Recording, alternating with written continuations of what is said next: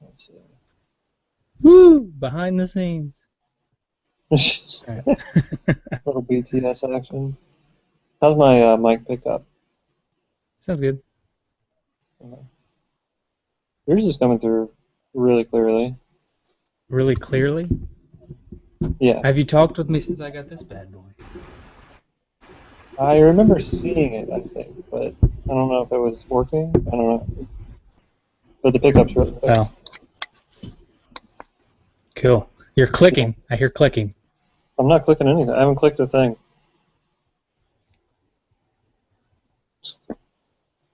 In fact, I even have my mouse set up so I wouldn't be clicking.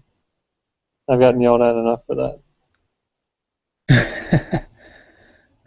Yeah, for the listeners who haven't ever heard the Retro Thought Pod, John is always yelled at for clicking noises.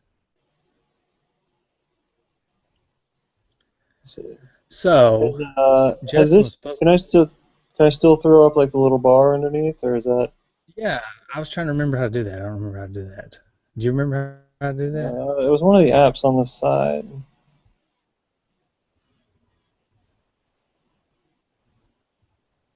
Well, it's not Showcase. Justin did it last time, but I didn't know what I was doing. There's Hey, Justin. He can Dustin, tell us. I just joined.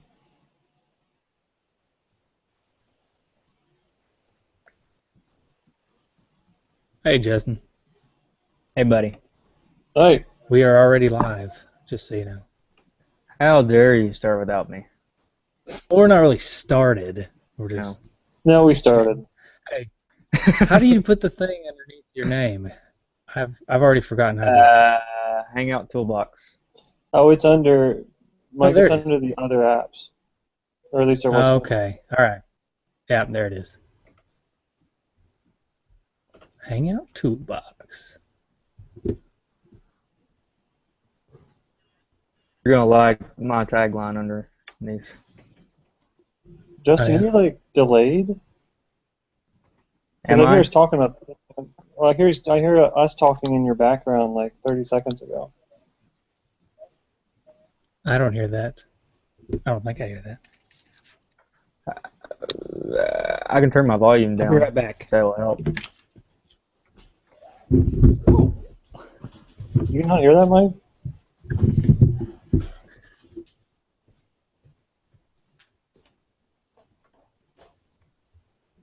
Can you hear it now? Say something, see if you hear it. Oh. Well, actually, maybe it's me. I'll see what I've got.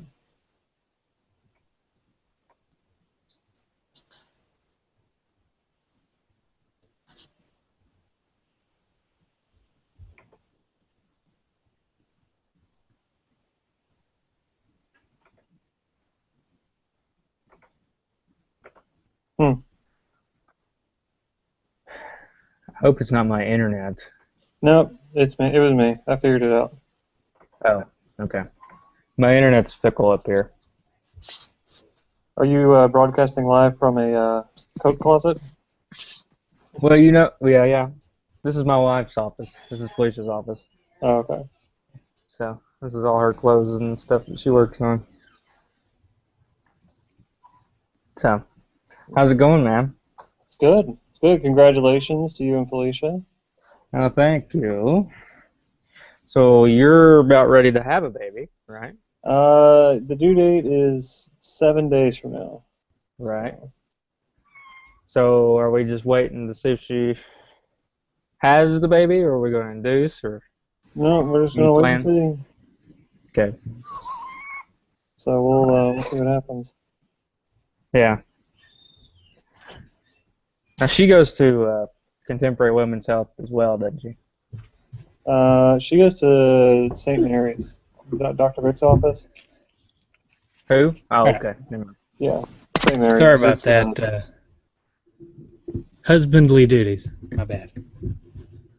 well, that was quick. Didn't take Glad long. you-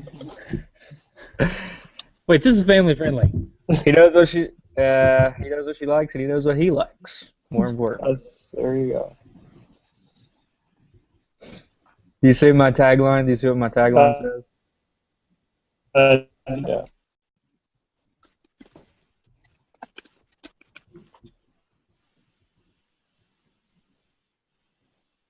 You see mine? You're a liar. I didn't know you were a liar. That's Have you beat Mike Tyson? No, but I don't think you have. I'm going to refer to John's have. article. I'm going to refer to John's article. 5 friends tell you they beat it, 4 of them haven't, and 1 has probably punched a hole in the wall in the process. yeah, that's true. That Oh, I've happened. punched plenty of holes in the wall. I will say, we can talk about it once we get into the show, but I didn't beat it this time. I beat it way back when. Back when I was good at video games. Yeah, we'll talk about this later. I never beat it. Yeah, I didn't Because, either. yeah. Anyway. So Well, no, sucks to suck. no comment on my tagline? No, Yeah, it's cute. It's cute. See, I think you're the one in Glass Joe's record. Right, One I'm the in one. 99. Mm-hmm. All right, do we want to start the show? Do we have your game? Justin, did you bring us a game plan for the skit? No, but I did think of a couple ideas. You were talking about we could just do us and likes. Mhm. So when you say another thing that we could do, I don't know what you think about this, but do you know how to like bleep something out Yeah. when you're doing?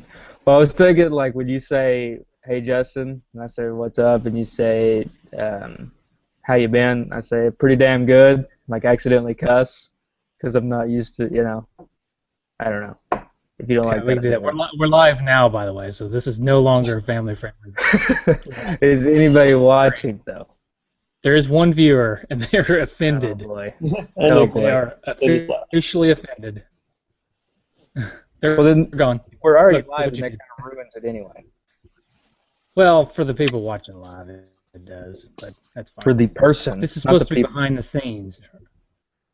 Well, we're watching, so there's at least 4 people, right? That's like saying that's like Floyd Mayweather counting himself as a person that watches his fights. So Well, I'm okay with it. isn't that technically I'm okay with true? I mean, he Yeah. is watching it, right? yeah. Okay. Yeah. But anyway, So why aren't you guys wearing your black tank tops? Like Little Mac. I don't have a tank. The only tank top I have is we can talk about that in the show. Let's talk about that in the show. Okay, sorry. Yeah. Sorry. Save it for the show. Say what You're it is. spoiling everything. This show's gonna Hey. suck. Hey, sorry. I'm just a guest. Let's you wanna go ahead and just get started? Is that okay? Yeah. Fine with Okay. me. So there's intro Anything music else? and an announcer right now, and then now we're gonna do our little skit. Okay. Okay. And I'm going to yell at you guys So because you there's don't know like- what's going. Yeah, Yeah, because so we're screwing I'll- up. We're gonna I'll screw up. accidentally cuss. Then it'll go back to Again. Mike. Again. Again. And Mike will go back and he'll stumble around for a second. Then I'll try to, help him out, but then I'll stumble. And John, you come in and you're like, "What is wrong with you two? You can't get anything straight. Justin, you cussed." And just, and then we'll. I was thinking we do it. Yeah. I was thinking we do it kind of like a training montage, though, where like John's our trainer. Mhm. He's like, fewer likes, quit using the uhs and the ums. You know what I mean? Mhm. Okay, so here we go. All right. Wait. Hey, Justin. Wait. We didn't hit record. We need to hit Right? record on Audacity? Yeah, probably. I did. Wait, do I That need would to be help doing if that? we actually had things. Probably. We're a lot of practice here. So we're doing Audacity. Do I even still have John. Audacity? Do you care? Do you have Audacity still, John? No. Oh, boy. I guess we can just download it from YouTube. It's fine. It's fine. Okay. Okay. All right. No Audacity. If we lose it, then people just have to watch this because we won't have a podcast. So yeah, no Audacity for this one because John is a Yeah, terrible guest. Hey, you want to give me 30 seconds, or give me a few minutes, and I can probably get it again. Don't worry about it, John. Oh, okay. Don't worry about it. That's cool. Get it by next time. Mm-hmm. Okay. When we talk about Zelda or Tetris, you better have it. How long would the Tetris I show? think How long would Ten what? probably about an hour. All of our shows are an hour. They go an hour. An hour for Tetris. But- Wow. Yeah. Hey, we've done an hour for a lot of things. There's a lot of tangents on Tetris type episodes. Oh, okay. And plus, Tetris has a lot of conspiracy theories attached to it. Well, it was Right. the commies, so I could see that. This Did is you not ever the hear- Tetris episode. Oh, sorry. Getting carried away with Don't Tetris. spoil future episodes, Justin. Okay. Okay, can we try this again then? No Audacity? No audacity. Hey, Justin. What's up, man? How much? How's it been? It's been a while. Yeah, I've been pretty damn good. You know. What? Uh, You can't cuss? Oh, wait a minute. Well, it's like I'm out of, Guys, this is terrible. This is terrible. You guys are so out of shape, and I can't believe this. I thought I was coming to a championship Yeah, but podcast, and I've come to a bunch of slackers who say and they say and they swear a lot. We need to whip you guys on. Yeah, but like like we're talking about like Mike Tyson and like No, he's quit with he's the like likes, a quit with the good- ums, quit with the quit with the swearing. I'm gonna go jump on my bike and ride down in front of the Statue of Liberty, and I want you guys in sweatsuits running behind me. Get in shape for this podcast. No, Knock it off. What if I get? Knock it off. Well, This is I terrible. guess we'll try harder, John. We'll try harder. Try harder. Well, you need to join the Nintendo fan club. Mm-hmm. That would improve your podcasting abilities. Nintendo Fan Club would. Yes. It didn't really help Little Mac, did it? Oh, it did, I think. In the long run. Yeah, in the long run, there was some positive benefits. Okay. Let's start the real show now. Okay. All right. So I'm going to do the hate Justin over again. We're going to do it for real. Okay. And I'll figure out how to piece all that gibberish into a cool montage. It would have helped if we had Audacity, because then I could have had separate feeds. See, John, we didn't want you to Anyways. We didn't want you to download it, John, so we could have something to hold over your head. Thanks. That's right. And actually, we may maybe we'll just redo the skit after the live show, and we'll get Audacity if we have time. Anyways, here we go.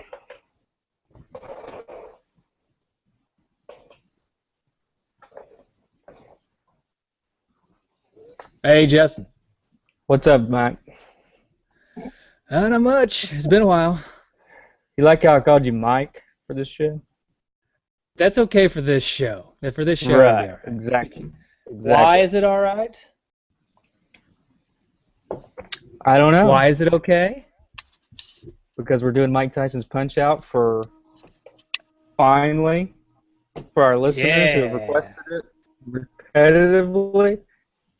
All right. Yeah. And we also Well, have it's some been guys requested- sitting in here with us. No. Huh?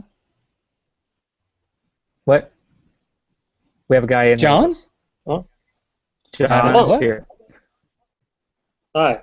I'm on this podcast mainly because I wrote an article about Punch Out. I think that's the only reason I've been invited on here. I think you're Probably. And it was a good article. So. Oh, thank you. But Punch Out, I don't know about you guys, Punch Out was one of my absolute favorite NES games. And judging by the feedback you guys said you got, it sounds like a lot of listeners' favorites as well. Mm-hmm. I think so. I think that's a true statement. So let's just kick into the show, because I got a feeling it's going to go for a long time if we don't keep this moving at a nice clip, because we got lots to say about this. So Justin, do you have a history for us? I do. So Mike Tyson's Punch-Out was released in 1987. And what this was, it was a release from the Nintendo Entertainment System, but it was kind of a port of both Punch-Out and Super Punch-Out, the arcade games, mostly the latter versions. And, of course, our good friend Mario made his appearance as the referee. Although somebody pointed out, and we'll talk about this again in feedback, that I never really thought about it, but on the cover, Mario looks a little different. Yeah. Hey, you know, I heard, not to jump in here, but I heard a story, I don't know if it's true or not, that Mario was put in the game as a filler and not on accident, but as kind of a joke and just kind of as somebody to put in there while they finished the game. Mm-hmm. And then it made it all the way through testing, and nobody ever said anything, so Mario ended up in the game. Huh. It wasn't necessarily intentional. That was just something I heard. I don't know if that's true or not. And really quickly, if we're talking about Mario as a ref, can we talk about the fact that his counting is not very smooth? We'll get into that. We'll get into that in the gameplay. Okay. Yeah, it's not fair. No, it's not fair. Mm-hmm. So this game, Punch-Out, was developed by Nintendo R&D 3, and the main designers were Jinyo Takeda and Makoto Wada. One of some more I think Japanese. You're a lot of practice on the Japanese too, I think. Well, what are you gonna do? Well, the probably one of the more famous things what people enjoy about this game the most is the music in the game, especially the training montage music. And those composers, just more Japanese names for me to butcher here. Yukio Kanioka, Akito Nakatsuka, and my favorite, Kenji Yamamoto. I like Kenji Yamamoto, mainly because I could say it. But was he the one who did the music for some of the other NES games? Yes and no. He didn't do as many NES games as he did Super Nintendo games. He did Gotcha. Super Metroid. He did, and then even later on with the Metroid Fusion, Metroid Prime, did a lot of the Metroid games later on, not any really for the NES. So, but one of the most interesting things I think about the history of this game, I think, was Mike Tyson was in it, and then he wasn't. And the story behind that was Tyson was in the original release of the game. So first of all, I don't know, do you guys ever heard of the gold version of this game? I have not. I've heard of a Famicom gold cart. Yeah, it's what this is. Yeah, it's the Famicom gold cart. So Mike Tyson's Punch-Out was before it was released as a gold cartridge in Japan, without Mike Tyson in it. It had Super Macho Man as the final boxer, and who was also the final boxer of the Super Punch-Out arcade game. So they sold it, and it was rewarded as a prize for the Golf U.S. Course Famicom tournament. The interesting thing about this was the Japanese version did not include Mike Tyson. I guess they just didn't think Mike Tyson was famous enough in Japan to sell, so they just sold it as Punch-Out over there with Super Macho Man as the final boss. Well, Mike Tyson hadn't won a championship yet. Yeah. He was still kind of an up-and-comer when the game came out. Well, when it came out in North America and sold so well, Japan, they actually had, and it wasn't selling well in Japan, they actually put him in the game later on in Japan. So I thought that was pretty interesting. Without, it was originally released without Mike Tyson. Later put him in Japan because it was selling so well in America. And Mike Tyson became more of a world name. Now, Japan is so Mike Tyson came, the game was selling pretty well, and in 1990, his contract was up with Nintendo to sign again to be the name of the game. interesting thing that happened also was with Tyson in 1990. Do you guys know what happened to Tyson in 1990? Yes. Yeah, I think Not we the touched on it a little bit last show. Is this what you're talking about? no. Actually, something different. Oh, okay. A little something He different. won the championship. Well, it actually happened in '89. Sorry. No, 1990. It was 90. It was February 11th, 1990. Sorry. Okay, so I was right. Yep. Hmm. Yeah, he lost to Buster Douglas. So he lost to Buster Douglas, coincidentally not, in Japan, in Tokyo. It was Tokyo. Yeah.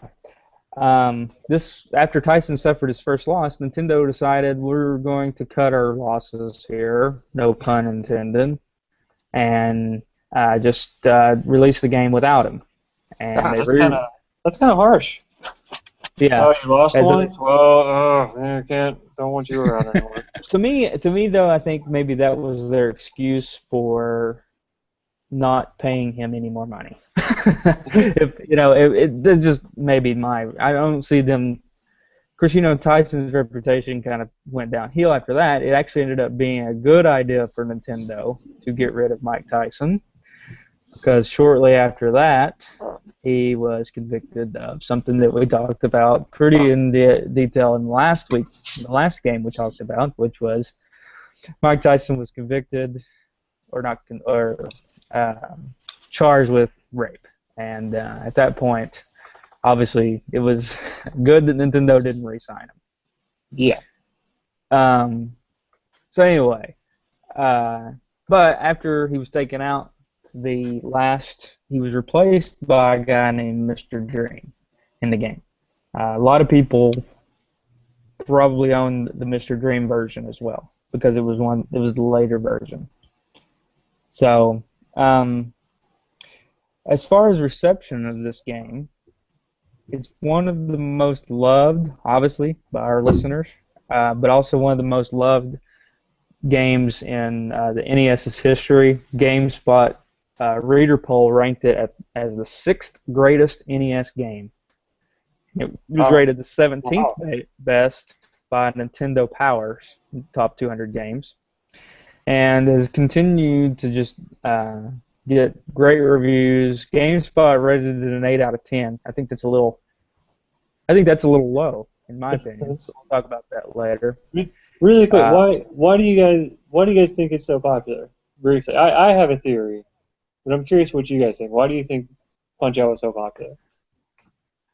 My theory is it was just a boxing game, and it made sense. It was kind of one of the early fighting games where you went through serially. That's just my theory. I don't have a really good theory on that. I don't really have a theory either, but I would say that rhythm games are very popular no matter what generation you're in, and I think this is just a really awesome way to do a rhythm game. Okay. So my theory is that it's a lot like Batman, in that the enemies. Batman? The enemies of Batman are always for me the coolest part of Batman. It's not really Batman himself. It's the rogues gallery, the bad guys that he's facing. I agree with that. So I feel like Mike Tyson's Punch-Out had some of the best villains in the game, the other boxers, and they were cartoony. You felt like each of them was unique, and it was a lot of interesting stuff to talk about for each boxer that you faced. I agree. Yeah, I agree. Hey, when we get into the game itself, I plan on going through every single one of them because I think that's worth our time to talk about every single one of them. They're interesting enough that we could. Yeah, so we will whenever we get there. It's not like Mario where a Goomba and a turtle and plant thing aren't that interesting. Okay, well, that pretty much wraps it up with history. Mike, you put on Facebook that you own this game, so just gonna let you take it over from there. Okay. Well, my quest for the cart includes like 4 different cartridges, maybe 5 different cartridges of this game over the years. Oh boy! When I was a kid, I had Mr. Dream Punch-Out, right? Mm-hmm. And my parents bought it for me, I had that game just in your typical fashion, right? Then also the neighbor kid, who I've talked about before, and I just refer to as the neighbor kid, he had the Mike Tyson's version of Punch-Out. And like I've said before, at one point we either traded games or he got rid of his Nintendo games and gave them all to me. So then I got both. I had to cop one copy of each, right?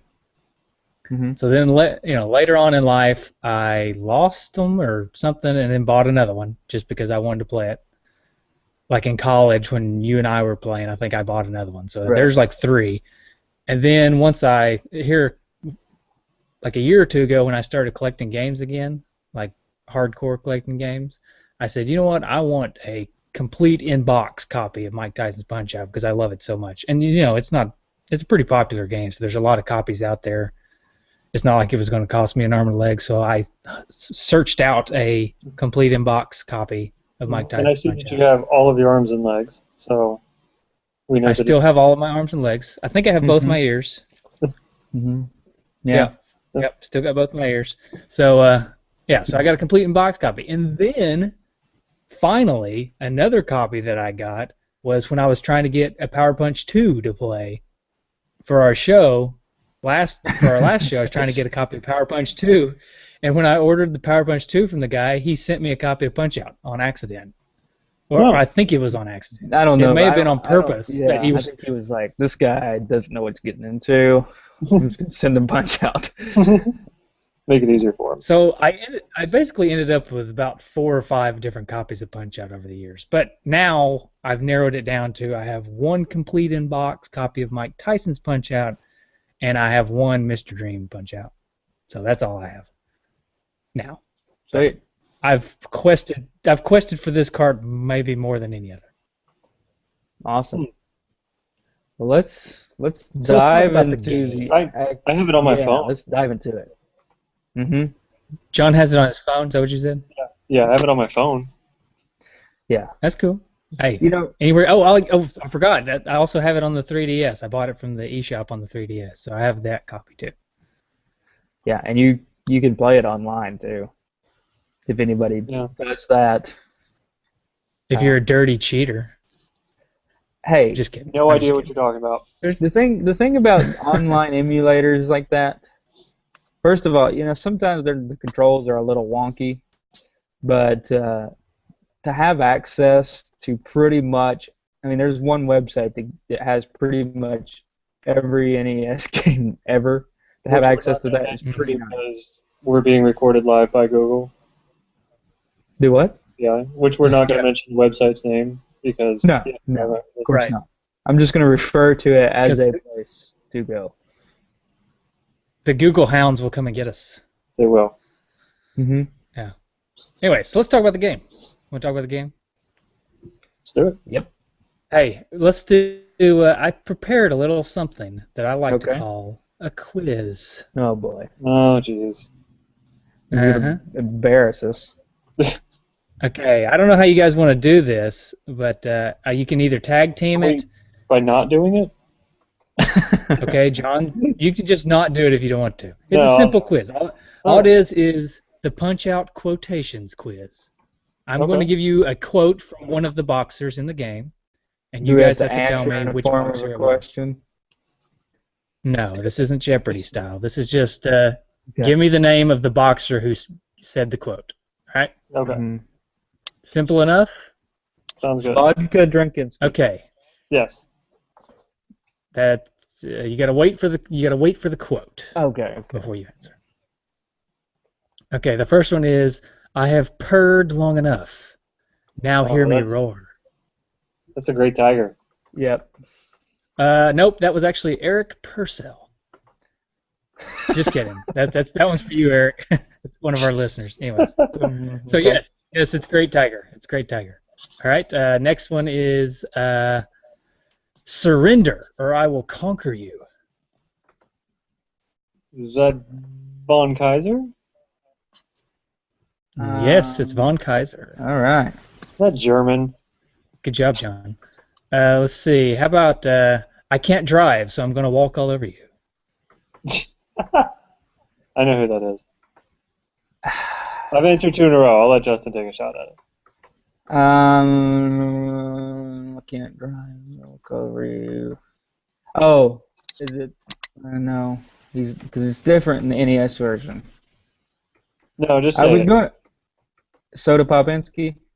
Yeah, Yeah. it's Soda Pop. Okay. Yep. Well, I guess that's still a layover from Vodka Drunkinski. Yes. Right. They Yeah, it changed is. his name, left everything else the same. Yeah, they basically Right. didn't change anything but his name. All right. My body is so totally cool.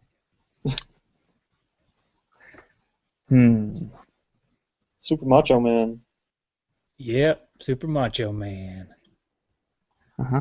All right. You know, if they had walkout music, I would say Super Macho. I think Super Macho Man's walkout music would be pretty self-explanatory, right? Yeah.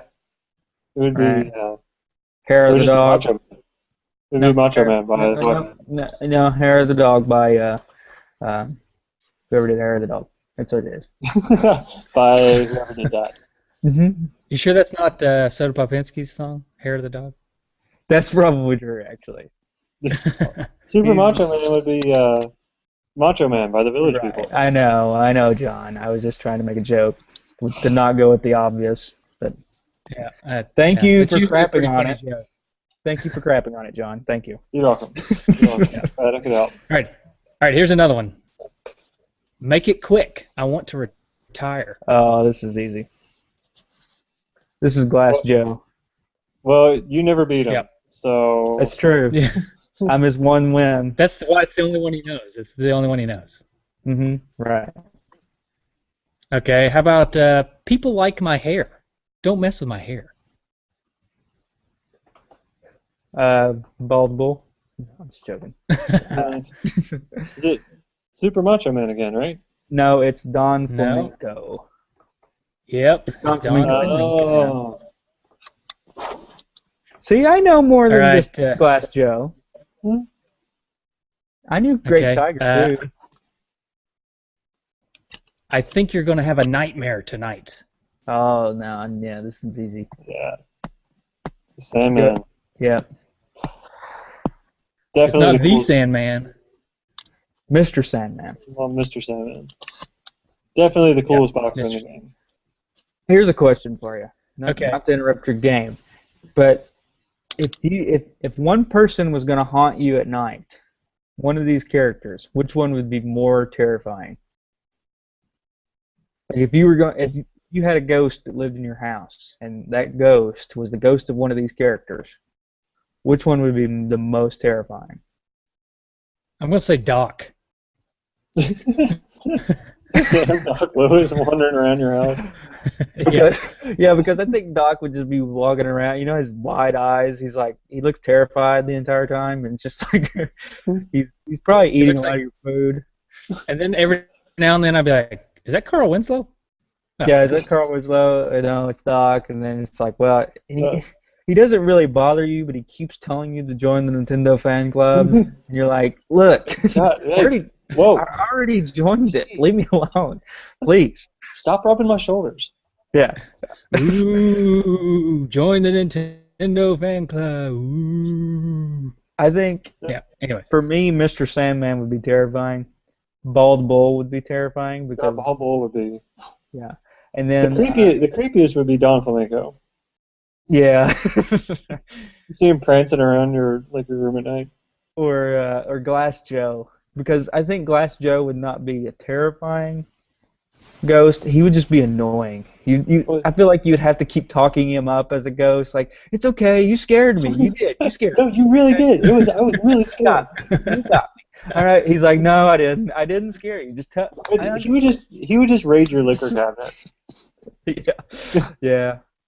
So, go ahead. You want me to continue my quiz now? Yes. Go ahead. Okay. You should wear a helmet when you fight me. I'm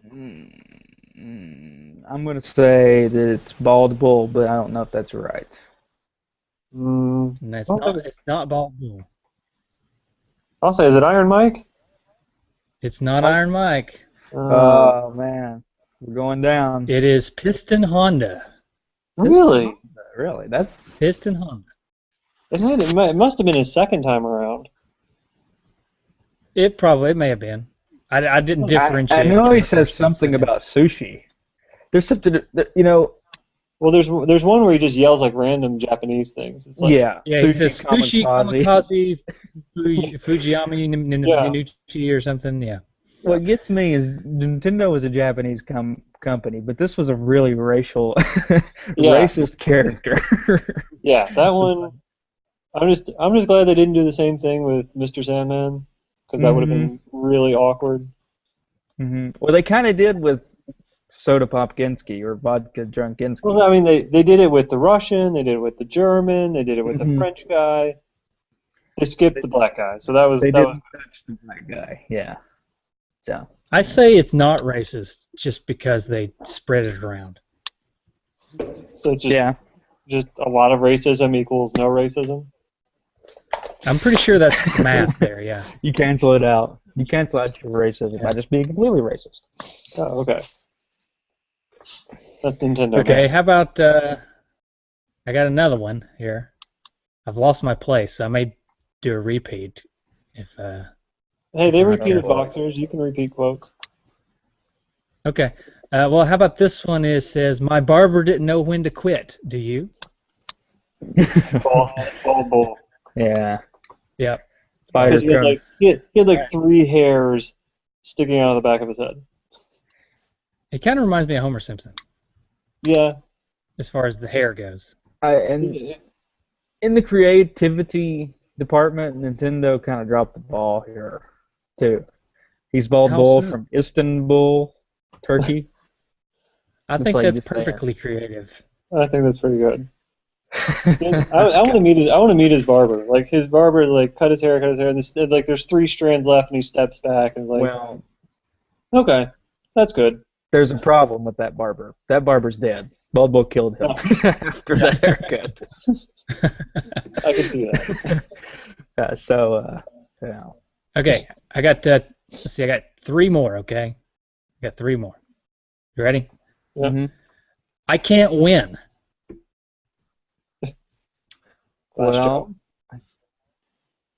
no, it's Mike Tyson because he says I can't win, but something about he says that, right? It's Mike Tyson.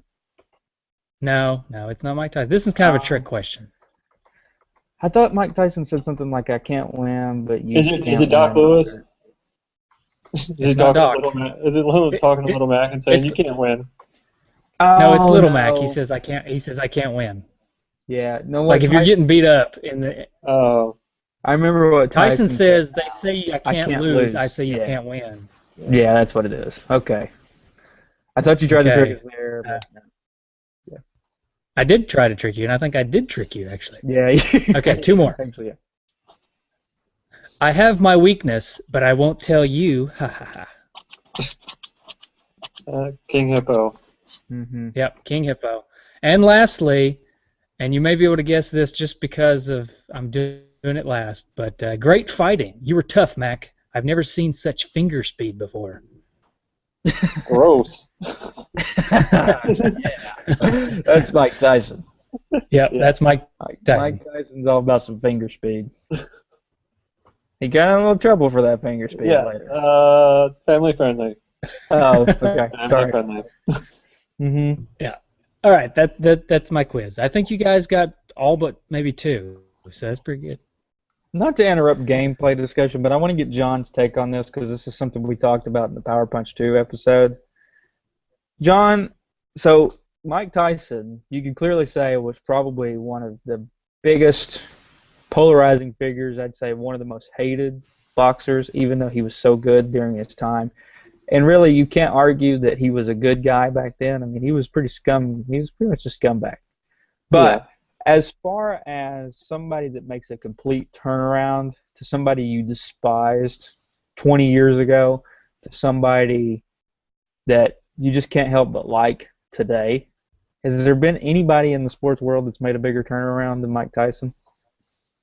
I mean, really, think about it. Like, we love Tyson now. Tyson's on shows all the time. He has his own like stand-up show, one-man show, whatever. He's done a movie about his life. I think it's just like I think there's people for like maybe like different sports or like small like areas, like I'd say it's not the same level because they don't have as much. But for a long time, like Boston Red Sox fans really hated Derek Jeter. Hmm. But now I think they're okay with him because he's retiring and he's a good guy. It's not the same Yeah. level, and it's only a couple. Let me think about that for a little bit. Are you One of these- suggesting Derek Jeter raped somebody? Is that what you're suggesting? No, Okay. not at all. But Just want to go on record on that. but I don't know if there's somebody who went the opposite way. Everybody loved him and then hated him was OJ. Yeah, that's true. In terms of like universal across different sports, I would say like OJ is probably one. OJ, yeah, OJ was such a charismatic guy when he played. Everybody loved to watch him play. He was a phenomenal athlete, one of the best running backs to ever play. Then he was like in movies. Mm-hmm. He was such a charismatic a guy, and then all of a sudden he just starts killing people and now robbing people, and now he's in prison. He was acquitted of that. Acquitted of killing people, Yeah. but not of Did he robbing end up a having a sports memorabilia store in Las Vegas that had his memorabilia. Yeah. Like, how do you think you're going to get away with that, first of all? You only stole you're O.J. Simpson. You stole your own memorabilia. It's like, It wasn't me. Just I didn't do the it. cops come to the door, you're wearing your jersey, the jersey that you stole. It's like, I don't know. I've been here all day. Yep, sorry. I don't know, let me think about it. Somebody who's gone from universally accepted to like universally hated. Or I mean the other way around. Hated to accepted. Huh. I just think Tyson's made probably the biggest turnaround because you go from somebody whose activities were just criminal to today that he's like, an extremely likable person. Hmm. Doesn't excuse anything that he did. I'm just saying that, now when I see Mike Tyson, I watched his television show that they did. I watched his, movie documentary about his one-man show. And it's just like every time Mike Tyson's on something, I got to watch it because he's so interesting and so funny and so charismatic now. And it's like 30 years ago or 20 years ago when he was biting Holyfield deer, I was like, this guy is scum. Yeah. But anyway, because he got sober. That plays a big factor. Quit listening to Don King. Yeah. Mhm. So. Anyway. All right, this game. Let's talk about the game. Can we talk about the game now? All right.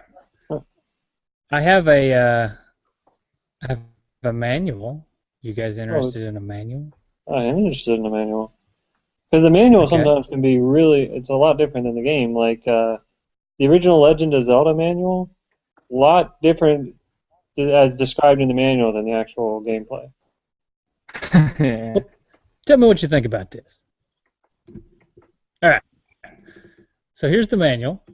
For those of you watching live, you get to see it, but I'm going to read some from it like I normally do. So for those of you who are just listening, too bad. Yeah. Well, you get to hear my beautiful vocal cords, Look how terrified sharing Doc the Lewis looks. Just look at Doc Lewis.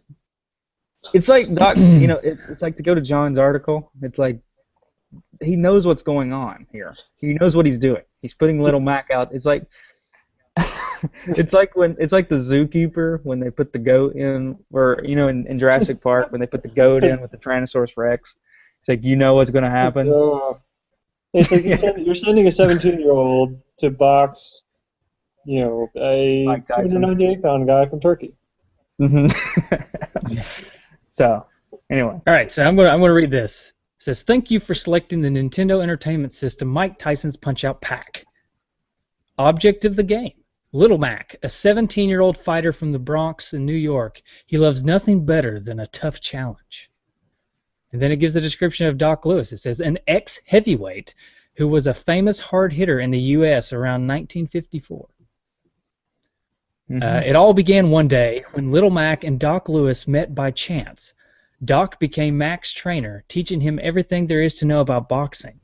Doc and Mac's story continues over a seemingly endless path until one day a champion is born. Who's that champion? Mike Tyson? So wait, so what's the object of the game? Yeah, it doesn't really tell you, does it? It just tells you the background of Yeah. Mac and Doc, and Oh, okay. Here's a picture of Tyson. Yeah. yeah, 31 wins, 0 losses, Was there 27 KOs. did they have the rules for the WVBA above that? Yes. Oh yeah. Let's read that. The WVBA rules. A match consists of 3 rounds, each of which is 3 minutes long. But A with boxer, their timer, it's like 30 seconds. yeah, Mm-hmm. a boxer is knocked out if he does not get up within a count of 10 after being knocked down. Which, A as we quick mentioned earlier, it It's depends quick on count. who gets Yeah. knocked down. Yeah. And it depends It on kinda how depends fast on- Mario feels like counting. Yeah, if Mac gets knocked down, Mario's usually like 1, 2, 3, 4, 5, 6, 7, 8, 9, 10. Oh, you're If out. one of the other boxers gets down, it's like 1, 2, 3, 4. Oh, he's about to get up. Hold on. Hang on. Okay, No, he didn't get up. 5, 6, 7, 8. Oh, he's about to get up. Oh, he's up. It's not fair, but nobody ever said life's fair. Yeah. Anyways, a technical knockout is scored if a boxer goes down 3 times in one round. Can I just say something real quick? Because this is one of my first exposures to boxing, I thought that was an actual boxing rule. Like I thought if you I did. I did like too. an actual boxing, I thought if you knocked somebody down 3 times in a round, that was it. I thought that for a really long time too. I'm not going to tell you how long because it's embarrassing how long. But 10 seconds ago? Yeah.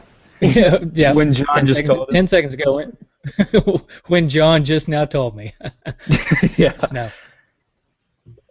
Alright. And then I love this last rule here. This is the best one. The referee determines the winner according to match points if time runs out in the 3rd round. And then in quotations, watch out for unfair hometown decisions against Little Mac. Which I never won a match other than the Tyson match. I didn't win a single match by decision. If it ever went to decision, I always lost. I don't think I ever got to a decision. Yeah. Either I had been knocked out by then or I'd knocked the guy out. Yeah, I usually got to a decision. Like I said, I got to a decision on Mike Tyson, and I got to a decision on Sandman, and like some of the later guys. It's sometimes it's, and I think the second Don Flamenco I've been to a decision a couple times on, No, I think just because he defends all the time. Had to go to the decision with Glass Joe. well Yeah.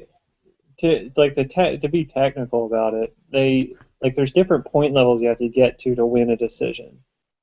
And I think after a certain point, I don't think you can win by decision. It might be like this, like the 3rd round, maybe. What do you think? Well, like after a certain point, you can't win by decision. Okay. You can't that's accumulate cool. enough points to win. Is there anything else about that? I thought Fair it was enough. Yeah. No, that's it. That's it.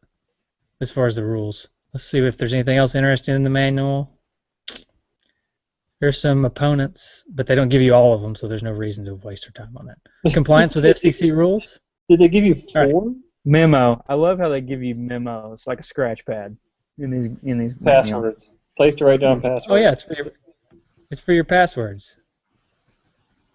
Which somebody's wrote one down on this manual. How do they pick 4 boxers to put in the manual? They have an audition process or something? Yes.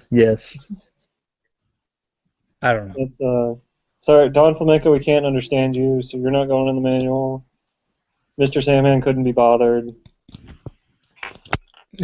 Yeah, that's funny. All right, Bye, so Justin.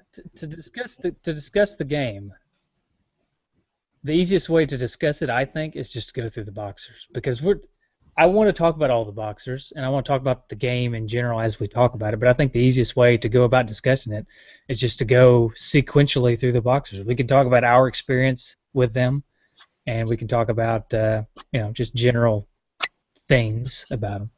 Makes sense. So Glass Joe, John. Glass Joe. Tell me a little bit about Glass. Introductory fighter, 1-99 record. He's from France, which I think is hilarious because he's a little surrender monkey. Mr. Fancy Pants. Yeah, I mean he's So who do you think he beat? I have a theory. Actually, I think I know. Well, it's if you go to the sequel, then they kind of spell it out. If you go to Super Punch Out for SNES, they say he beat Gabby J. That was his one Yeah. KO. But for the purposes of this game, I think he knocked himself out, and they counted it as a KO. Well, I put up a video on our Facebook page of Mike Tyson finally playing the game like 25 years later after he gets out of jail, and he couldn't beat Glass Joe. So my theory is future Glass Joe beat Mike Tyson and then never won again. Huh. But they still count it. Huh. Interesting. I can see that. Future Glass Joe. But basically, Glass Joe, he doesn't defend ever.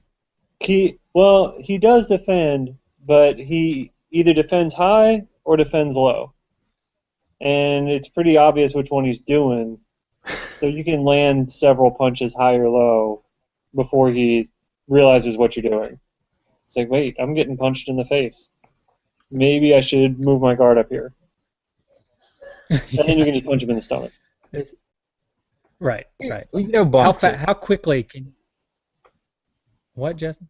You know boxers. They, after a while, they don't have a brain cell in their body, so...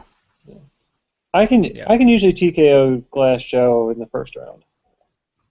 Yeah, that's what I was going to ask. How quickly can you take out Glass Joe? Because I've taken him out. It was probably luck and just a roll of the dice with the game, but I've taken him out within like the first 20 seconds before, just because I've knocked him down quickly, and then he didn't get back up for some reason. Usually I just wait for it to load up a couple of special punches and just knock him down 3 times. Just unload on him. Yeah. Yeah. So easy. Von Kaiser, the German. Kaiser. Okay, for any of our viewers who haven't seen this already, I think Mike, you and Justin have. There's a great. They did like a 2-minute live action Punch Out, like a movie trailer. And it's hilarious, and it's basically Little Mac grew up, and he's a washed-up boxer, and then Mr. Sandman's son challenges him to a fight, and so Little Mac has to get back into the game, and his trainer is Von Kaiser, and it's pretty hilarious. Look it up on YouTube. I'll have to look that up. I haven't actually seen that. Oh man, it's pretty funny. It's funny. It's really funny. Yeah. So this is like years later after Little Mac is. This is like a comeback? Yeah, that's exactly it. Yeah, it's like a comeback. It's funny. I meant to say, just going back to Glass Joe for a brief second, they have his weight listed at 110 pounds. The only person Glass Joe? that's... Yeah. The only person somewhat similar to Little Mac. Yeah. What kind of throw... 4? I don't know. They really don't know. I feel like they don't know what they're doing as far as weights go in this game. Yeah. Yeah, that's... Like, I'll mention some of the other weights as we go along, but I really feel like somebody didn't know what they were doing as far as weights. Because Glass Joe, well, I guess it kind of makes sense. He's really skinny, maybe. He's like 6 foot tall and 110 pounds. He's basically just emaciated. Mm-hmm. Yeah. Well, it's you go. He looks like the guy from. He looks like Christian Bale in that movie, The Machinist. I mean, they really do cover a range. It's like it's not a weight class, really. Yeah, it's whoever decided to box that day. So yeah, the WVBA or whatever it is, they don't do weight classes. They just do whoever's the best. Yeah. Yeah. You know. We should. There's your movie idea. Glass Joe, come back. He was a joke in his prime. Now he's gonna get trained up. I know who we could cast in that role of Glass Joe. We can cast Owen Wilson. Oh, looks like Glass Joe. Who could we cast as the trainer? I say Carl Winslow as Doc. Mm-hmm. Yeah, Reginald L. Johnson. Mm-hmm. So Yeah, so Doc comes and trains Glass Joe now. Yeah. Okay, Von Kaiser. I always felt a little bad for Von Kaiser, and as we go through the boxers, I might repeat some things from the article I wrote. Sorry, but No. but he's like Nobody 40. reads it, so you might as well say. Yeah, that's fine. I figured, but he's like what, 40, 45, Mhm. I think he's 42. 42. Yeah. 42, yep. and he's still boxing. I mean, it's like, Yeah. is that what your life has come to? You're still. He doesn't manage his money well. He must not, and Yeah. he's got something like 80 fights or something like that. I don't know. I just feel kind of guilty for beating him up. Yeah. Yeah. You guys He's pretty don't- cool, though. You Yeah. guys probably don't watch. I don't think you guys watch a lot of MMA, UFC. But there was a recent fight where this guy named BJ Penn tried to make a comeback against Frankie Edgar, who had already beat him twice, and it was just embarrassing. And it was just like, and Frankie Edgar, even after the fight, he was like, I almost kind of feel bad about this. And so it was like, Yeah. I don't know if there could be anything more emasculating than not only getting your tail whooped, but then the guy actually saying he feels bad that he did it afterwards. That's gotta Yeah. be like, ugh. It's like when you beat up on your kid brother or something, and he's like 6 and you're like 15, and you're like, look, I don't really want to beat you up, but you're my But you kid have brother. to. Yeah. Kid brother kind of have to. You have to. But- Yeah. Although Von Kaiser was a boxing instructor at a military school, which I think is pretty impressive. And also, like, which military school still teaches boxing? Actually, well, German. let's get German. Well, actually, I think the Navy still has Golden Gloves. Here's what I think about Von Kaiser, right? I think he says I was a boxing teacher at the military academy. I feel like he just kind of did both. And because he was teaching, he just let people fight with him. He let them arrange fights for him because he's always in shape. And that's why his rank's so low, because he really doesn't care. Was that a laugh or what was it? It was a Are you joking? It was a laugh. It was a laugh cough. Cough Okay. laugh. Cough laugh. Anyway, so I think he just, he didn't really care, so he didn't really try. He just, he's like, oh yeah, you want to fight me? Sure, why not? Makes So me then feel a little better about him.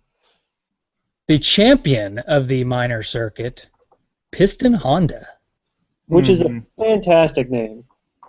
That is a great boxer name, Piston Honda. But it is, but at the same time, going back to the racial things. So he's Japanese. His name is Honda. Well, that's a legit surname, though. Yeah, I think it is. Yeah, that's not. Look at E Honda from Street Fighter. It's a surname in the video game. Yeah, it's a legit. That's the way you justify that. That's how you justify it. Well, look at this other video game. Yeah. There's another guy with Honda. It just happens to be a fighting game, yeah. But it is a legit surname. Like the Honda vehicle, that's a name Mr. for Honda. Yeah. Mr. Honda. Jack Honda. Jack Honda. Piston Honda's got a good record too, which kind of throws you off. If he's only lost one fight. Mm-hmm. Well, he's on his way up. When you meet him the first time. Yeah. I He's on wonder his way up. You see him again later. You know how boxers inflate their record. Boxers all the time get accused of inflating their record and fighting a bunch of no names so that they can say they're 25-0 or 25-1. I feel like that's probably what Piston Honda did. He just fought Glass Joe like week after week. Yeah, and they brought in a homeless guy for him to beat up on, and that counted as a win because and then I feel like go ahead. I feel like Piston Honda. See, I disagree. I think Piston Honda. I agree with John. I think he's an up and comer. I think Piston Honda is. I think he's. I don't know. I feel like because you see him later, I feel like he's on his way up. He and Mac are both kind of doing the same thing. They're both Is he kind the of Japanese version of Little Mac? He may be. I would agree with you, but the only hole in that theory is Piston Honda's 28 years old. That's kind of, you should either be at your peak or you're on your downward decline in boxing world. You He don't went have a to lot. You don't have. college first. He went to college first. He boxed in college. Yeah. No, you don't have a lot of Floyd Mayweathers that are like 38 years old. Getting up in their late 30s and still fighting and still doing it well. Bernard Hopkins. Well, yeah, he's just a freak. I don't understand that guy, but yeah, 50 years old. I'm really looking forward people out. I'm really looking forward to his match in November against Kovalev. I think that's going to be a good match. Mm-hmm. I'd like to see Bernard win that one. I'm always pulling for Bernard because the longer he defeats nature, I think, then the happier we'll be as a society as a whole. He's fighting for us all. Yeah. Bernard Hopkins, key to the society's happiness. Mm-hmm. Exactly. All right, so into the major circuit, since this is a video game well, podcast, really, okay. not a boxing podcast, Justin. Okay. Really quickly, Piston Honda. And his little dance was pretty neat. I mean, it's one of, like, if you've ever played around with your brothers or anything, you try to hop around and do the piston punch. But if you timed it right, you can land him on his back. Mm-hmm. Yep, you can. I do like the timing of things in this game. I always did it before I got the piston punch down. I always threw my punch late because I always felt like I would miss him and throw it too early. I don't know if you guys had any problems with the timing with knocking Piston Honda down, but yeah. I not. like how Piston just constantly looked for the Tokyo cameras. Hey, I gotta pause, guys, for just a second. Okay, I gotta answer this phone call. Sorry. Hello? Let's listen in. Yes. Hey, what's up? He ducked away from the microphone so that we can't read his lips. So that we can't hear him as well. Okay. We'll wait till Mike comes back to talk about this a little more, but Piston Honda also had one of the great falling down animations when you knocked him down. Mm-hmm. Mm-hmm. It was kind of like the stutter step backwards, land on his back. Okay, sorry. We'll have to cut that out. Cut that out. But it'll be live. So, yeah. What is it? Cut it out or something? Yeah. All right. Are we on Don Flamenco now? Yeah. We can be because that actually leads into what I was talking about just a little bit. The different falling down animations that people had. Yes, they did have different falling down animations. Oh, hey, there's a picture of Don right there. Yeah. Yeah. How about that? Yeah. He has a very long face. Yes, he does. Why? What is the name of that, Mike? What is the name of that website again? I don't know. You Google image searched. We won't talk about the name of that website. I did see that right as soon as. That's why I took it down so quickly. So, anyways. I like how moving on. I like how they had a picture of Don Flamenco. Yeah. Anyways, moving on. Yeah. So to talk about. So you like the falling animation? Yeah. Piston Honda had a good one. Don Flamenco's was the best because he'd skid 4, 5, 6 times across the mat. And he'd veer one way, veer the other way, then back another way, and then. I like the sound effects that go along with this too, because it's almost like tires screeching. It's like. And then there's this. They did a very good job with the sound design on this game because it's a very satisfying thud when they hit the mat. Very. Yeah, the sound effects in this game, just in general, are just spot on because everything you do, the punches, everything is just like you said, it's satisfying. Like every time you land a good punch, or when you do the super punch, that little charge up noise, and just everything's perfect. Yeah, so Don Flamenco has a good falling down animation. Piston Honda's is pretty good. King Hippos is awesome, and Bald Bulls is terrifying. Yeah. I like Soda Popinski's because he goes flying through the air if you uppercut him, He does. That's and he covers his face. That's I like that one. one thing I know when But Piston Honda. Flamenco always frustrated me. Flamenco always frustrated me because I was more of an aggressive type of boxer in this game. Like I would just try to get as many punches in as possible, and I always try to hit them even when it's not a counter. I try to sneak a punch in.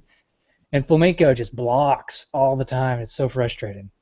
Well, that's he was frustrating because if you alternated your punches, you could do it until he was knocked down. But it was it was kind of boring. You're like A, B, A, B, A.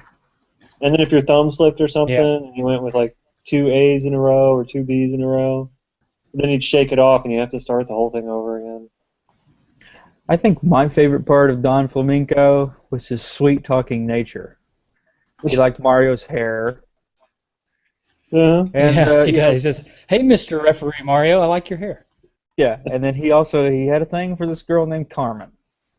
Yeah. He dances so sweet for her. And then he had a rose in his mouth. Yeah. Yes. He was just a smooth talker. That's a Spaniard for you. He's from Madrid, right? Yes. Yes, he's from Madrid. Mm-hmm. Yeah. So what about King Hippo? He's probably the oddball out of the entire list. He's great. The only thing I think got to say about King Hippo is how the heck did he get ranked number 2 in the major circuit? Hey, if he lands a punch, that's pretty powerful. Yeah, he's like, I guess he's kind of like Butterbean. Yeah. That's what I was about to say. He's like Butterbean.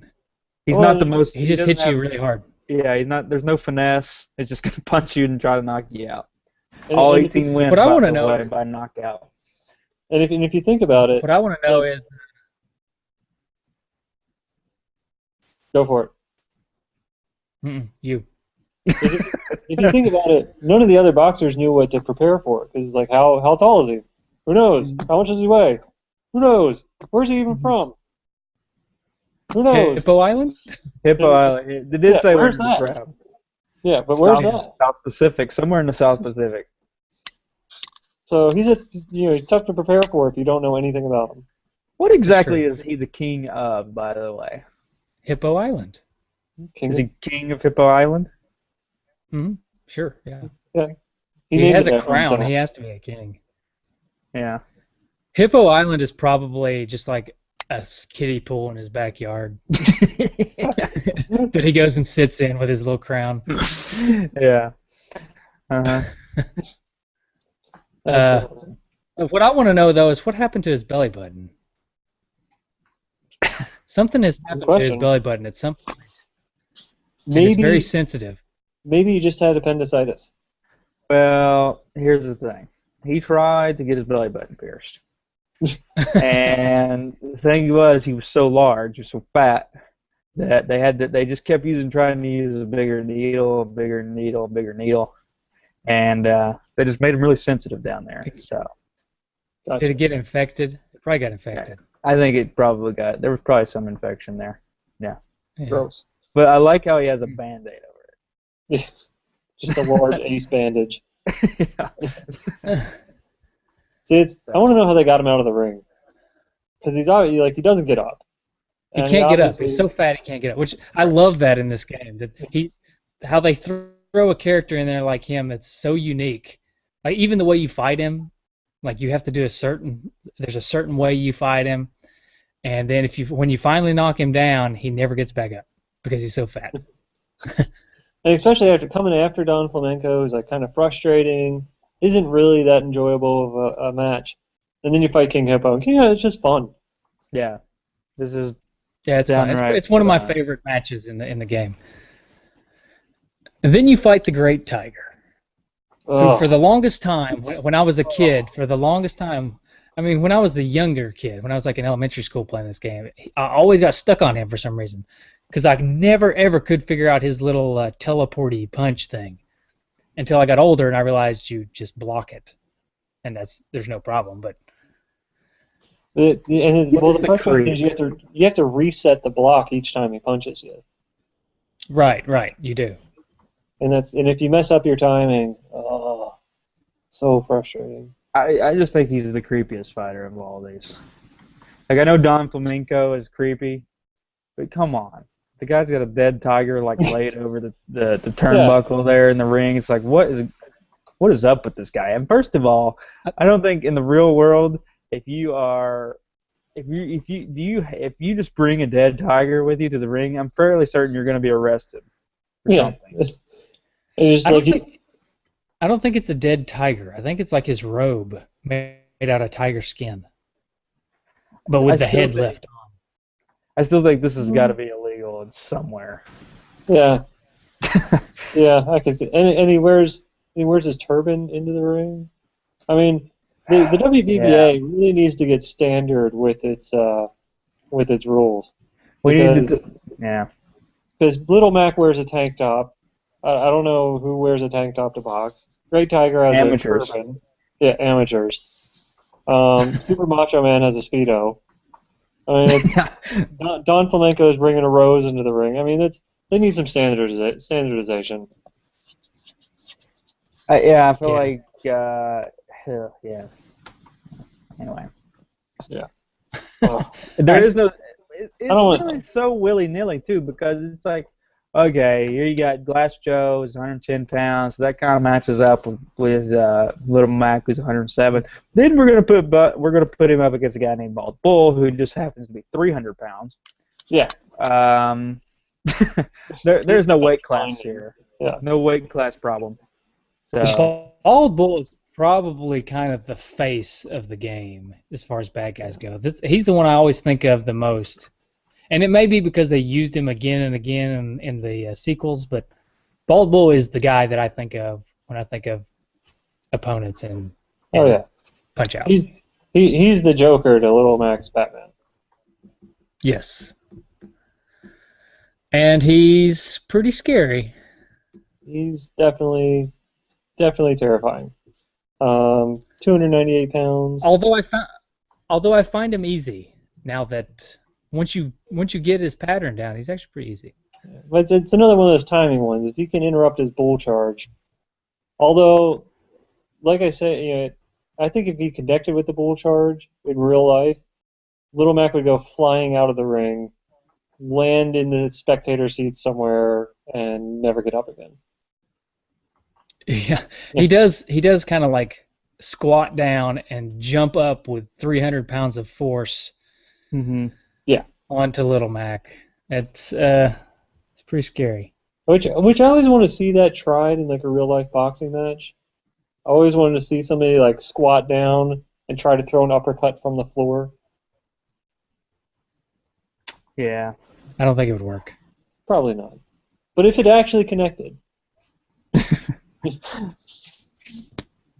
think that would be the easiest to just step out of the way from. Well, I think the guy would be confused. Like, if he hadn't seen it before, like, what is this guy doing? Like, oh, gee, and then he get hit in the jaw with a gigantic uppercut. Yeah. Yeah. All right, so after you beat him, you are the major circuit champion. And then you move on to the world circuit, which is probably, for me, is the most fun, because that's when it gets challenging. And you kind of repeat boxers a lot in the world circuit. Mm-hmm. I don't know if they fight in both circuits the whole time, or if they just made it up to the world circuit. I don't know how that works, but I have a feeling that maybe they just fight in both circuits. Like if you're the champion of one circuit, you get to fight in the world circuit. Yeah. I don't know.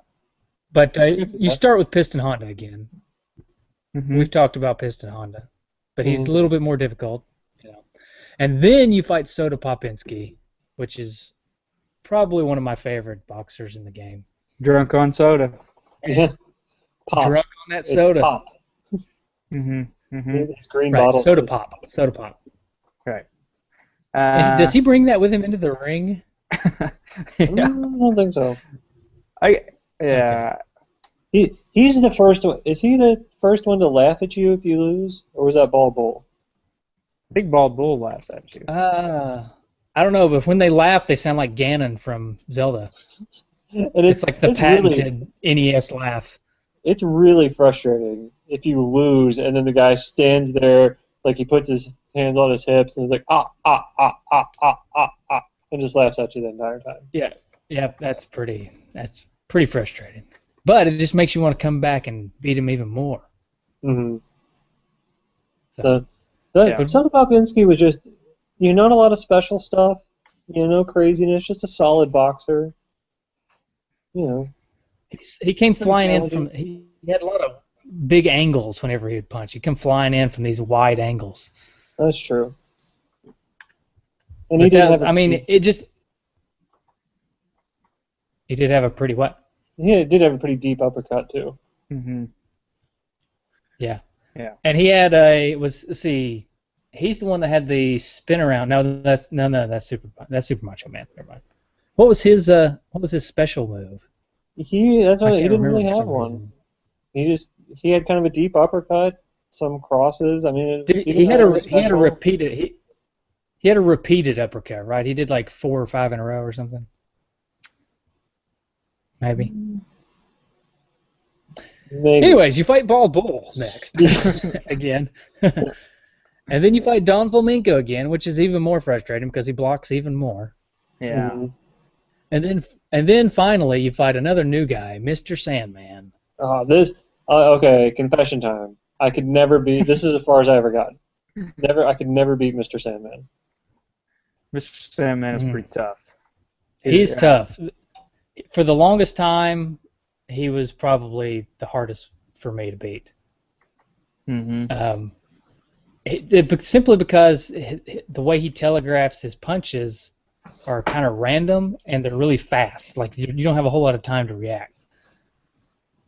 The trick to beating Mr. Sandman, though, is to not punch his face. You got to punch his stomach because you get more punches in if you punch his stomach. Go to the body shots. Mm-hmm. Yeah. Yeah. I don't know. I like Mr. Sandman. I think he's kind of a boring character myself, but I think he's the coolest character in the game. He has the best nickname for his super punch, which is either the Sandblaster or the Dreamland Express. Yeah, that's pretty sweet. Both of which are awesome. I agree with that. He talks a big game between rounds. He's gonna, say night night, little Mac. I think he's the coolest character in the game. He's cool in the real world style cool. Like I could see him being a real boxer cool. You know what I mean? Mm-hmm. But compared to all these other wild and crazy guys in the game, I think he's kind of boring.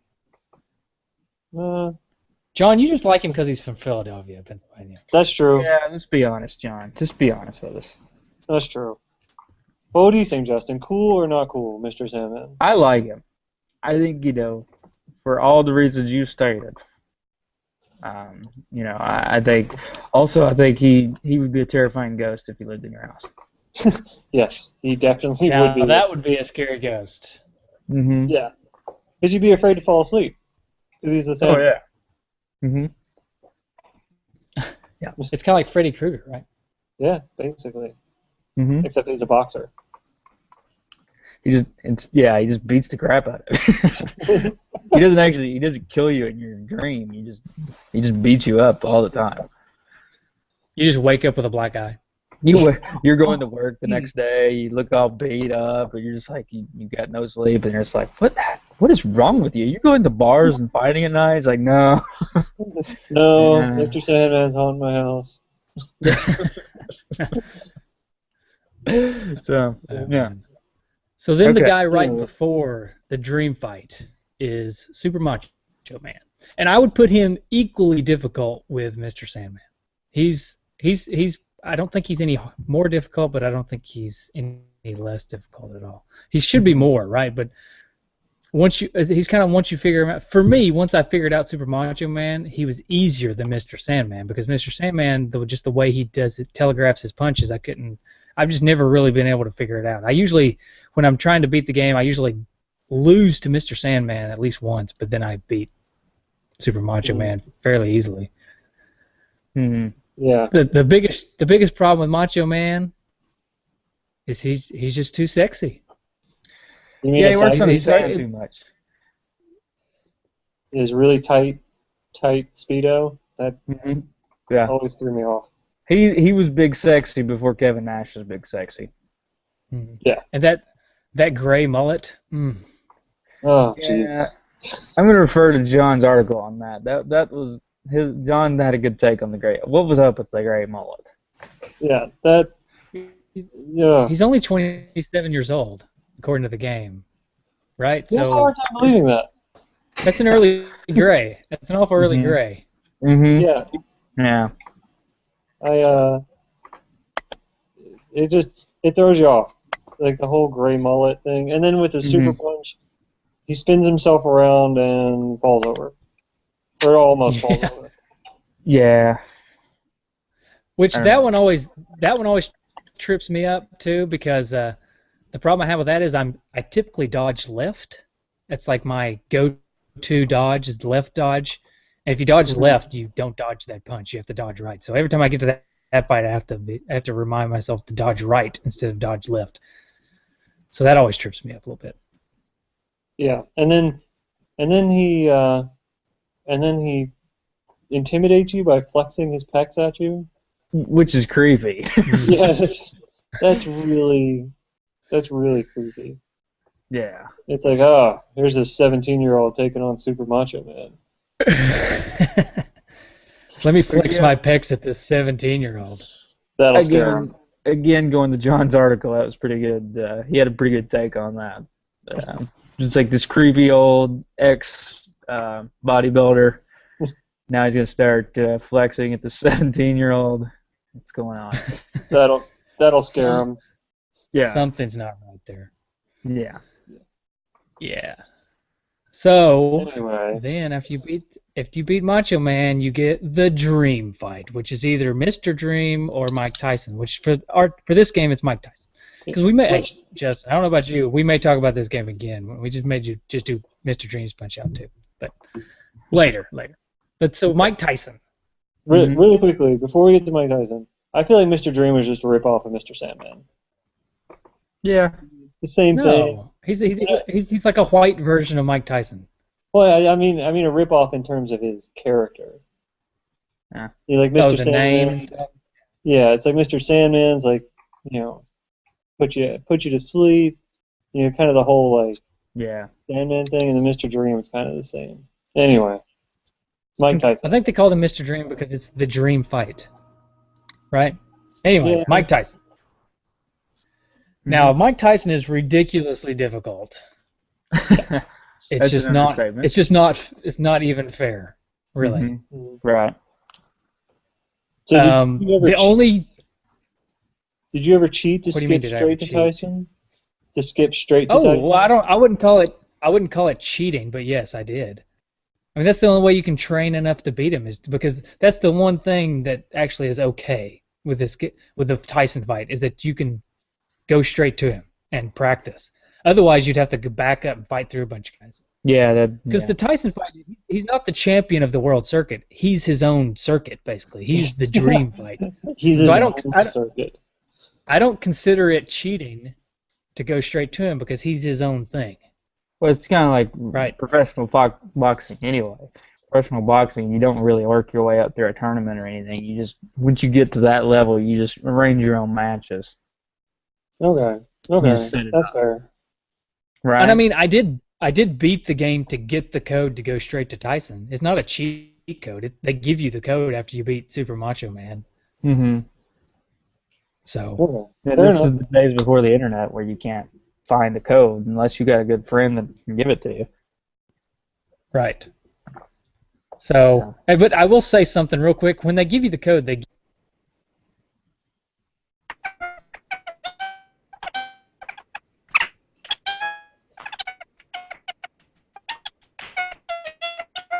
What is going on? Yeah, I'm not. You just started playing some like MIDI music or something. Yeah. I didn't hear. We didn't hear what you said. Although the music's pretty cool.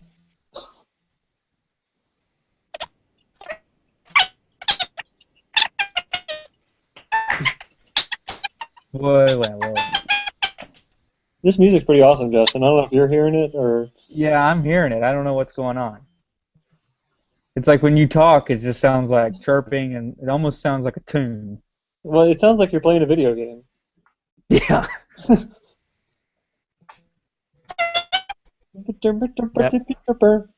You're still doing it.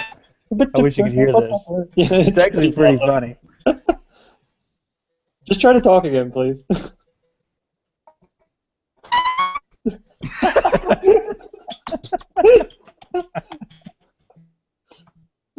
Oh man, I can't wait till you hear this. No. Hello. Oh, now, there you go. now you're back. I don't know sounded what like that you're playing was. like- How about It was now? entertaining. That's good. How about now? There you Is go. good? Yeah. Oh man, there's gonna be some major editing on this show. It's gonna No, take a you while. have to leave Anyways, that in. That was great. Yeah, that was pretty good. we're gonna be struggling to get under like a 2-hour show here, so I may have to cut some gibberish out. All right. Hey. Anyways, Tyson. Mm-hmm. so before you get to Tyson, right? There's the world. You win the world circuit, but they show you when they show you the code for the world circuit. After you beat it, they don't show it to you in a typical manner like they do whenever you are doing the training sequence, the jogging part, you know. Which Mhm. stop here for a minute. That is probably one of the coolest parts of the game, right? After you beat the circuit and you do the training thing, and it plays that music, that really cool music. I think that's probably one of the cooler parts of the game. Yeah, it's Oh, got yeah. the New York skyline going on in the background. Mm-hmm. Yeah, Pretty solid. you get the pink jumpsuit. Yes. But anyways, you don't get that when you beat Super Macho Man. You get a newspaper headline saying that Mac is now the champ. But I think it's a joke because when it says this, and then up in the upper left corner of the newspaper it says April 1st, 1987. Oh, no, you So- gotta give Little Mac his props. He was the champ. He was the champ. Yeah, but why would they release this news story on April 1st? That just seems wrong. Mm-hmm. Mm-hmm. Don't Mhm. play with Little Mac's heart like that. I know, stupid newspaper. Anyways, so they give you that code, right? And you go straight to Tyson. Yeah. And Mhm. Tyson's a difficult match. I don't think it's cheating to go straight to Tyson. Like I said, if you beat it and get the code, then it is what it is. Yeah. Okay. I couldn't beat him now. I tried. I got to him again, but I don't know if it's just because I'm old and my reflexes aren't there anymore. But I just couldn't beat him. I beat him when I was in high school and I played this game a lot. I beat him. And I could never knock him out. I never could knock him out. I could just survive long enough, basically, to get to a decision. Mm-hmm. And I guess I scored enough points one time to have beaten him. It was weird because I was used to lasting long enough and the decision going to him. And I was like, ah. So when it went to the decision, I can remember this distinctly because when I beat him, it went to the decision, and I was like, crap, I couldn't beat him. And then it's like, and it goes to Little Mac. And I thought, Mm-hmm. I was like, Ta-da! yes! So yeah. So that's my story of beating Tyson. Yeah, I don't have a never- story beating Tyson. Never could beat Unfortunately. Tyson because I'd always dodge too late just once, and then he'd drop me. And that Yeah, was like the only, his uppercut knocks you down instantly. The Yeah. other punches don't. They don't knock you down. They don't knock out all of your life. They just knock out most of your life. Yeah. So make sure you dodge the uppercuts, or else you're toast. $10,000 plus medical bills. Would you let Mike Tyson take a free shot at your jaw? now or then. Either. I don't think that he's lost. I mean, sure he's lost power when compared to if he was going to try to go back into boxing, but compared to like us, he could probably still break our face. What, So we're what- saying does he have a a free shot. glove on? Does he have a glove on, or is it barefisted? We'll let you have a glove. Oh, if he has a glove, then yeah, I'll do it. Like a 40-ounce glove. standard heavyweight glove, which I think is like 16 ounces, something like that. Oh, okay. I don't know. Maybe. Yeah, maybe I would. He only gets Okay. one shot, One shot. unblocked, right? I just got to stand there and let him do it. Oh yeah, yeah. Can I flinch? Because I imagine I would probably flinch. Uh, I think it's gonna happen so fast. You're not gonna have the opportunity to. Okay. You know. Yeah, I'd do it. All right. Well, it's Fair enough. just well. Can I negotiate for a little bit higher rate? You could. You should. He'd probably just punch me. Well, while we're talking about getting knocked down, did anybody feel like the most pressure after Little Mac got knocked down? You're trying to get him to get back up, and you see him like he starts to get back up, and then he's like starts to fall back down. He starts to get back up, and you're like jamming on the buttons as hard as you can. Yeah. Yeah, I did, but eventually I realized that it's kind of rigged in that you can it'll either let you get up or it won't. I typically, and I don't know if this is a true fact of the game or not, but whenever I was getting up, I would typically wait until it got to about 8 seconds and then get up really fast because for some reason, and this may just be something I've thought in my head over the years for ridiculous reasons, and there's no scientific reason or there's no basis for me doing this. I didn't read about this or anything. I just have always thought this. If you But say I thought that if you get up late, you get more life. that's true. That is an actual. That thing. is true? Yes. Okay. See, I always just thought that. I always just thought that in my mind, but that's true. So there's a reason for me to think that. Yeah. And the select thing between rounds. Mm-hmm. Do you know about that? Yeah, you can press select and it recharges your life. Yeah, but it only works once per fight, I think. Yeah, I did know about that. Okay, so good. I don't feel like I'm crazy anymore. So Yeah. waiting until the last minute is a viable. Yeah, but strategy. sometimes depending on who you're fighting, and you may not get back up. Right. Well, I feel like if you're hitting the button fast enough, at about 8 seconds, you're either going to get up or you're not. It really doesn't. It's not more difficult. I mean, to get up, it's a matter of whether the game lets you. Right. I think that's what it feels like, anyways.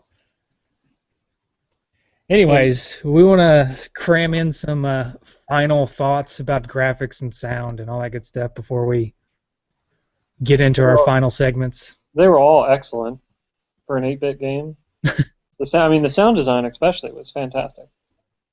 The sound was really good. And the music is incredible. Other than the unfortunate sprites where you get Mr. Macho Man with gray hair, and then crap, what's the other one? Soda Popinski with changes colors. Yeah, the orange skin. I think it was I agree, it was good. That's a result of too much soda, I think.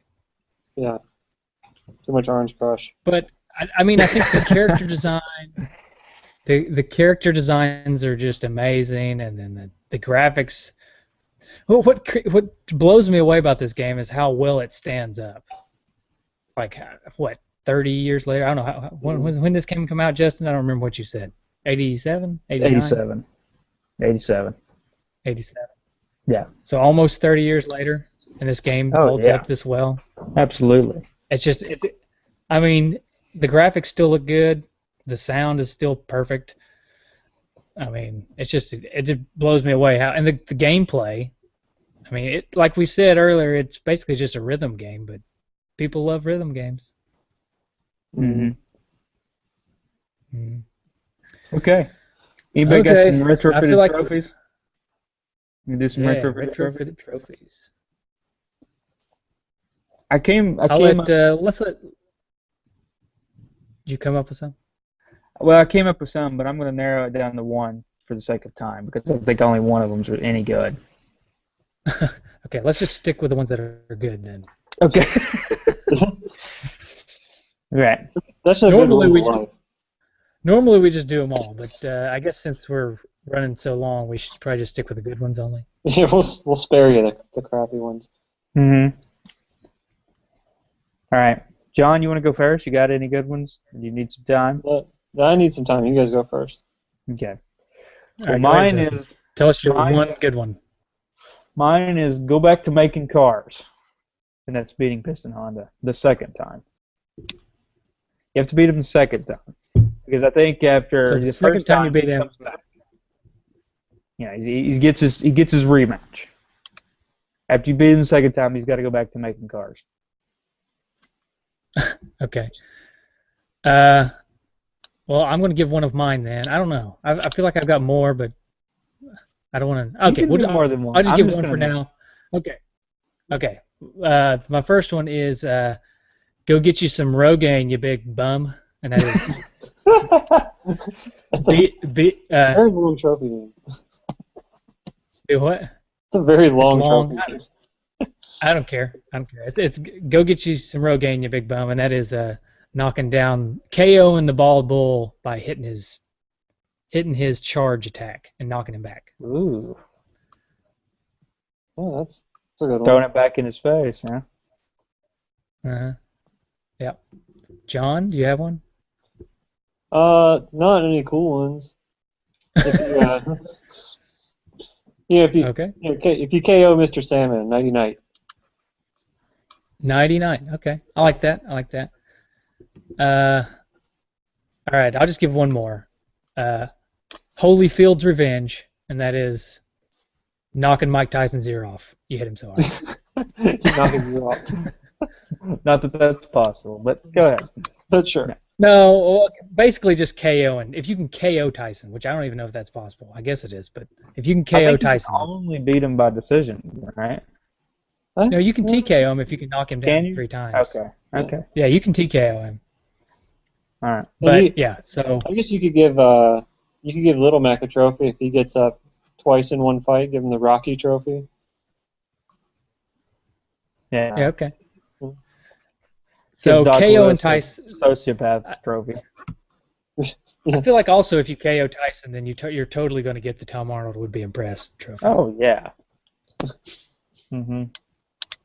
Yeah. Okay, how about a rating?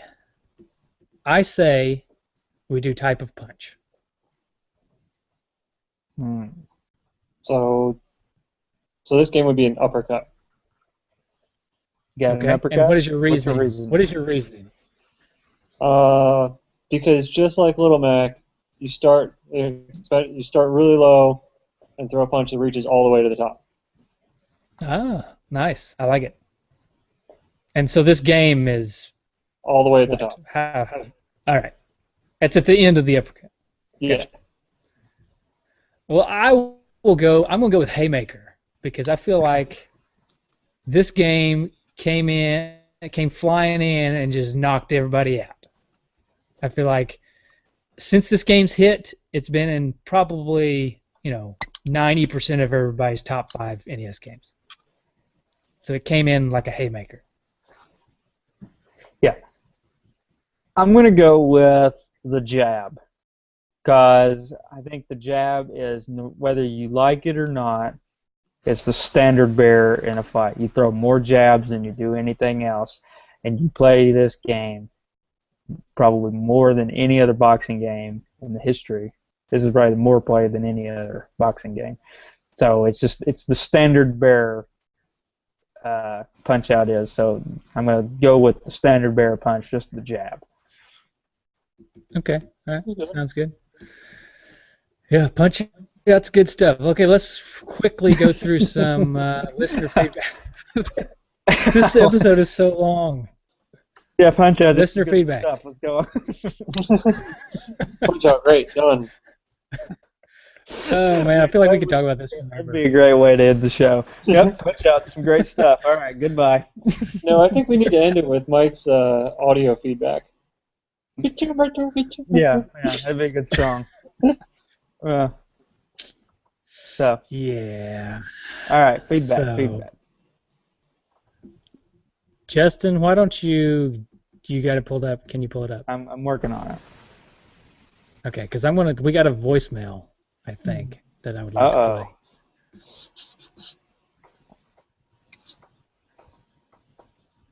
So I got to pull it up. Is it hate mail?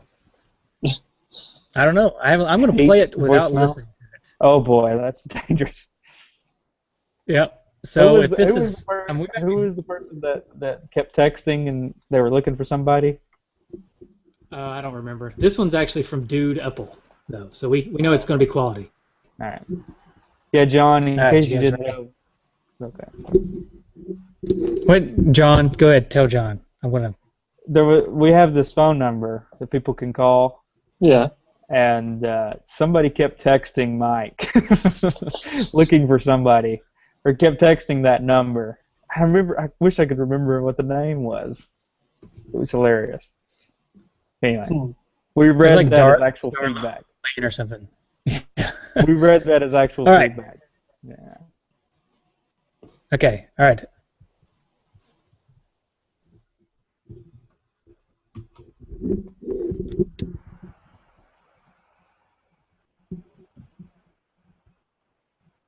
Hey, dude. Good to hear that you're coming back. This is Dude Upfull. Happy. Can't wait to hear the next podcast, but I'm going to ask you for a favor. My birthday's coming up, October 7th. The best present I could think of would be a Kid Icarus episode. I'd love to know the history. The game holds a real significance. Please, my heart. Give me a second. Give me this one. Control yourself, Jeff. Okay. Anyways, good game. If you could also find out anything about how that game was connected with big silver boxes that would be in stores, like Sears or maybe even a Walmart, that would be the best, because that's how I used to play that game. I would run the Sears, or I would run in Sears every time I got there as a kid, and I would go play Kid Icarus. And now that I'm older, I own the cartridge. Anyways, I'm rambling and acting really stupid. Thanks for listening. Glad to hear that you're coming back. Never take another break again. Ever. Bye.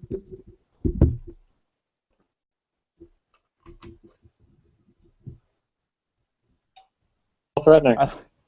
I like that All call right. until the threat at the end. They like, oh no, never. You got so serious. Never take a break Hey, again. hey. I had you muted, so you're gonna have to do all that again. Just now? You had because it said I was unmuted. I just now unmuted you, but Okay. I didn't get any of what either one of you just said. Okay. Well, I just said how threatening the end of that phone call was. Yeah. I'm glad I'm a guest on this podcast. Never take a break again. Again. Yeah. No, but he got a little emotional there on us. So I think we're going to have to. Did he say it's his birthday on Mhm. October 7th? Yeah. And we're going to have to do. And after hearing the way he ended that call, I think we have to do Kid Icarus Yeah. I'm for his I'm birthday. terrified now. So. Kind of worried what's going to happen if you don't do Kid Icarus. Yeah. Exactly. All right. Yeah, okay, so I guess we'll feedback. do Kid Icarus. Yeah. Yeah. Facebook. Go ahead.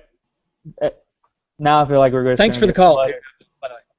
Now Thanks I for feel the like call. we're just gonna get I feel like we're gonna get flooded with threats for people wanting their game done. But anyway, I digress. All right, so Jeremy Fain just an hour ago, so maybe he's watching. I don't know.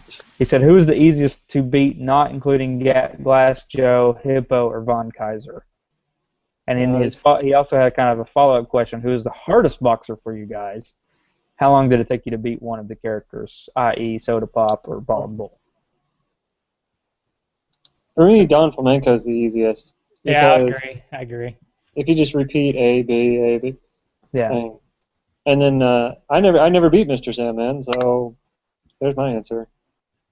I guess I'm going to go ahead and say hardest boxer for you guys besides Mike Tyson, because Mike Tyson's obviously the hardest. Mm-hmm. Yeah. I would probably say Mr. Sandman for me is the hardest besides Tyson. Yeah, I always kind of struggle with Bald Bull, too. Bald Bull was really tough for me, so. The second one, I assume? Yeah. Oh, yeah, the second one. Yeah. Okay. Just check it. All right. All right, what else? Robert Ferguson said, I remember playing the arcade game and really enjoying it. I'd forgotten about that when I first found the cart, which would have been in the mid-90s. I remember seeing the reissue without Mike Tyson in my wife's KB for $5 or $10, but I didn't get that version. I got the original from Funko Land. I don't know what Funko Land is, but it sounds awesome. I love the game, even if it was really more of a rhythm game than a boxing game, and you don't miss the second screen on the arcade machine. Subsequent versions have been really good too, but the NES version is my favorite, and is one of the best games I play when I do fire up the NES. One of the games I play when I do fire up the NES. And I hope you all talk about this, which is the Gillette cavalcade of sports. He posted a video. Did you watch the video? I did not. This is actually the first time I've seen it. It's got the Mike Tyson's Punch Out music in it, I think. I listened to it. I think it's got the Mike Tyson's Punch Out music in it, which I wonder. I'm guessing that Mike Tyson kind of took it from this Gillette, because this Gillette's pretty old, this commercial. Yeah, it's a 1958 commercial. So one of the songs in Punch Out actually comes from this, and I had no idea. So that's really interesting. I didn't either. Yeah, thank you for that. Is there any? I'm going to go ahead and I'm going to share it. Yeah. I don't know if no, Google won't let us play it, I don't think, but I will share it on our page. And then Jeremy Fain also said, I remember Mike Tyson's Punch-Out being the id game for the NES. You couldn't pre-order then, so my father had to travel around Manhattan to a Crazy Eddie's. I got it and remember staying up till 1 a.m. in the morning trying to defeat King Hippo. I never beat Tyson. My cousin was about to. Then a blackout occurred. He never was able to beat it again. I was never able to dent Iron Mike. A common story. Yeah. So, anyway, if there's any more feedback, that was on our actual event page. All right, I just shared that video that he gave us. So by the time you listen to this, it'll have been up for a long time. So yeah. Okay. Awesome. All right. Well, I do have one iTunes rating from New Mutant 82. It says one of the best gaming podcasts ever. This is a 5-star rating on iTunes. It says longtime listener, longtime reviewer. These guys know more about the NES than you do, and it's awesome. Wows with every show and even entertains. Pick a game you like and start listening from there. You won't be disappointed. Yeah. So thank you, New Mutant 82. That was a good review. Thank you. Yes. Yes, thank you. John, do you have anything you want to shout out about yourself? I mean, you're not a fellow podcaster or anything. You're just our friend. But if you have any things you want to share, like you've got a project or I don't know, you want to say anything? Say, hey, my name is John, or I don't know. Hey, my name is John. No, well, thank you guys. I just want to give you the opportunity if you do want to. I'll give a shout out to the Two Dudes in an S podcast because thanks for having me on, and thanks for publishing the one article I've ever written in my entire life. Hey, that's cool. Feel free to write any more NES style articles for the website. Yeah, and also we'll probably have you back on. Unless our readers or our listeners riot and say this John guy has got to go.